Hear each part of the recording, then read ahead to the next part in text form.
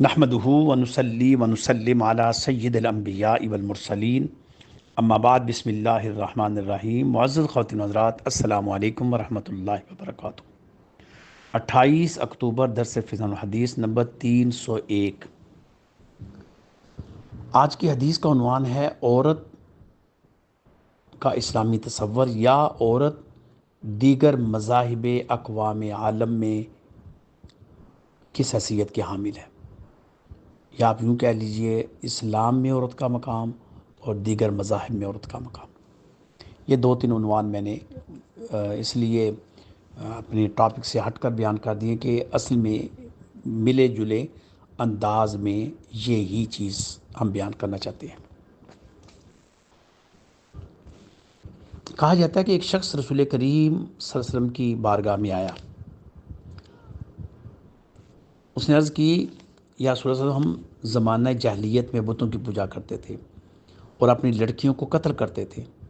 میری ایک لڑکی تھی، جب وہ بڑی ہوگی اور میرے بلانے پر بہت خوش ہوتی تھی اور میں نے اس کو ایک روز بلایا، وہ میرے ساتھ چل پڑی۔ میں اسے لے کر اپنے خاندان کے ایک کنویں کے پاس گیا جو کچھ دور نہ تھا۔ میں نے اس کا ہاتھ پکڑ کر کنویں میں دھکیل دیا۔ اس نے جو آخری بات کہی وہ یہ کہ ابا ابا کہہ کر پکارتی رہی۔ یہ سن کر نبی مکرم صلی اللہ علیہ وسلم کے آنسو نکل پڑے اور خوب آنسو جاری ہو گئے۔ قریب ایک صحابی نے عرض کی کہ او شخص، خاموش ہو جا، تم رسول کریم صلی اللہ علیہ وسلم کو کیوں تکلیف دے رہے ہو؟ تو آپ صلی اللہ علیہ وسلم نے فرمایا کہ نہیں، آپ چپ ہو جائیں، اس کو اپنی کیفیت بیان کرنے دو۔ پھر آپ نے اس شخص سے کہا کہ اپنا واقعہ پھر دہراؤ۔ چنانچہ اس نے پورا واقعہ پھر دہرایا۔ آپ صلی اللہ علیہ وسلم کی آنسو اتنے جاری ہوئی کہ آپ کی ریش مبارک تر ہو گئی۔ اس کے بعد آپ نے فرمایا کہ اللہ نے جاہلیت کے اعمال کو معاف کر دیا، اب از سر نو اعمال کرو۔ انسانی زندگی ایک گاڑی ہے جو دو پہیوں کے ذریعے چلتی پھرتی ہے اور دوڑتی ہے۔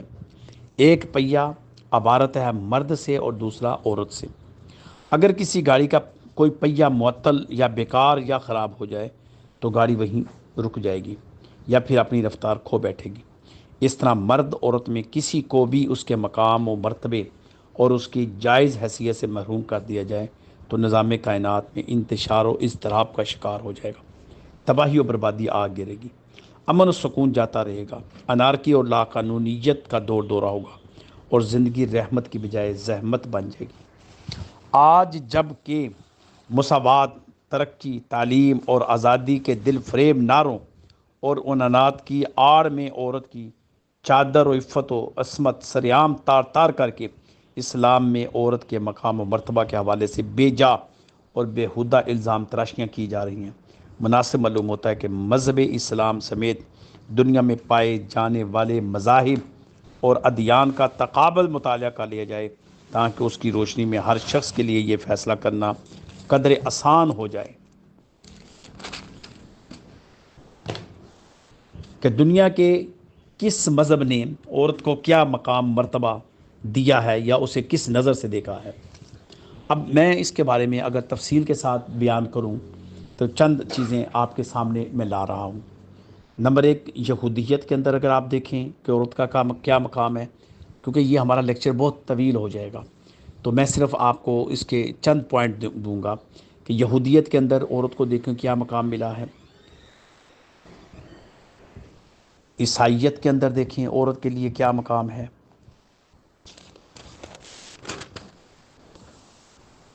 بدھ مذہب کے اندر عورت کے لیے دیکھیں کیا مقام ہے۔ ہندو دھرم میں عورت کے لیے کیا مقام ہے۔ اور کئی مقامات پر عورت کو منحوس تصور کیا جاتا ہے۔ کئی مقامات پر عورت کے لیے عورت کو مشترکہ جائیداد تصور کیا جاتا ہے اور عورت کسی بھی مقام اور مرتبے کی حامل نہیں ہوتی۔ مختلف مذاہب نے یہ بھی بتایا ہے۔ یورپ میں تو بالکل عورت کو آپ یوں سمجھ لیجئے کہ میں اگر یہ کہوں کہ پاؤں کی جوتی سمجھ لیا ہے تو یہ بھی درست ہے۔ لیکن آزادی نسواں کی تنظیمیں اٹھیں انہوں نے کہا جی پوری دنیا عورت کو عزت دے رہی ہے، اسلام نہیں دے رہا، لیکن انہوں نے بھی اسلام کو صحیح طریقے سے پڑھا ہی نہیں۔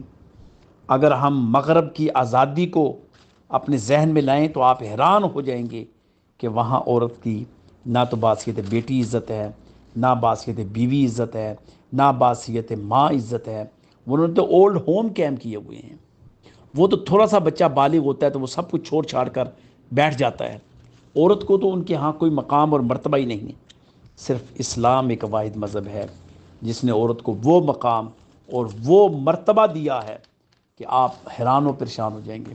اگر میں مختلف جس طرح مذاہب کے بارے میں بات کی، اگر میں مختلف اقوام کے بارے میں بات کروں، جیسے رشیا ملک ہے، چینی ملک ہے، کئی اور ملک ہیں، اگر ان ملکوں کو ہم ڈیپلی مطالعہ کریں تو ان کے ہاں عورت کس مقام اور مرتبے کی حامل ہے، آپ سن کر حیران ہو جائیں گے۔ لیکن اسلام ایک واحد مذہب ہے جس نے عورت کو وہ مقام دیا ہے کہ آج دنیا آشش کا رکھتی ہے۔ ہمارا معاشرہ مہذب معاشرہ ہے۔ ہمارے معاشرے میں جو عزت اور مقام عورت کو دیا ہے آپ سوچ بھی نہیں سکتے۔ اقوام مغرب میں عورت کا جو مقام ہے وہ تو آپ نے پڑھ لیا، لیکن سب سے اصل مقام جو عورت کو دیا گیا وہ اسلام نے دیا، جس کی تفصیل آپ نے مختلف دروس میں بھی پڑھی ہوئی ہے، جس کی تفصیل ہمارے اس لیکچر میں بھی موجود ہے۔ اسلام عورت کو گھر کی رونق قرار دیتا ہے، شادی کو نصف ایمان سے تعبیر کرتا ہے، عورت کی رضامندی کو نکاح کا حصہ قرار دیا، عورت کو گھر کی مالکن بنا دیا، عورت کو گھر کی چوکھٹ کا سربراہ بنا دیا، عورت کے ذریعے عورت کو مشیر بنایا، مشاورت کے لیے عورت کو شامل رکھا گیا کہ اس سے مشاورت کی جائے، عورت کو گھر کا سربراہ مقرر کیا گیا۔ ماں کے درجے میں عورت اپنے پورے کنبے کی سربراہ کا درجہ رکھتی ہے، لیکن اقوام مغرب کے پاس تو اولڈ ہوم ہے، وہ تو ماں کو اپنے گھر میں رکھنا گوارا ہی نہیں کرتے۔ تو آپ مجھے بتائیے کہ مقام اور مرتبہ کس نے دیا؟ اسلام نے دیا یا دیگر مذاہب نے دیا؟ اسلام نے دیا یا دیگر اقوام عالم نے دیا؟ اسلام نے جتنا مقام اور مرتبہ دے دیا آپ سوچ بھی نہیں سکتے۔ ہم نے پیچھے پڑھا ہے مختلف دروس میں، عورت باصیت بیوی، عورت باصیت ماں، عورت باصیت بہن، عورت باصیت بیٹی، ہم نے یہ سارے درجے پیچھے پڑھتے چلے آ رہے ہیں، اور اس کا ذکر میں نے اپنے ان دروس میں بھی کیا ہے۔ تو اب آپ نے اس کا تقابلی جائزہ لینا ہے، اور یہ جائزہ ایسے لینا ہے کہ اب آپ نے یہ سوچنا ہے کہ ہم نے عورت کو جس مقام پر رکھا ہے وہ بہتر ہے، یا جو اسلام نے جس مقام پر عورت کو رکھا ہے وہ بہتر ہے۔ اللہ تعالیٰ سمجھنے کی توفیق عطا فرمائے، آمین۔ وآخر دعوانا الحمدللہ رب العالمین۔ السلام علیکم ورحمۃ اللہ وبرکاتہ۔